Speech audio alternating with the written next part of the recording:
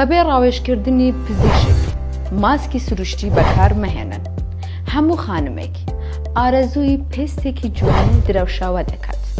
بۆ ئەمە بەستەش ڕەنگە پەنا ببەنە بەر بەکارهێنانی گیراوە سروشتیەکان و لاسایی ئەو کەسانە دەکەن کە لە تۆڕە کۆمەڵاتیەکان ڕێکلام بۆ ماسکە سروشتیەکان دەکەن.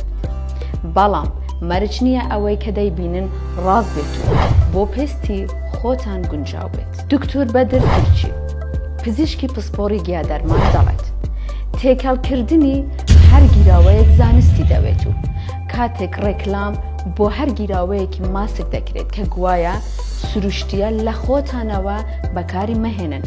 مەرج نییە سوودی هەبێت. جاری وا هەیە تووشی کارەسات دەبن. تەنانەت هەندێک جار بەکارهێنانی ئەو ماسکانە دەبنە هۆکاری شێواندنی روخسار. چونکە پێستی هەموو کەس وەک یەک نییە.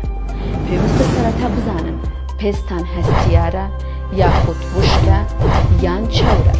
لەبەر ئەوە دەبێت بە گوێرەی پێستی خۆتان پێک هاتێ گیراوە دیاری بکەن و بزانن چۆن بەکاری دەهێنن.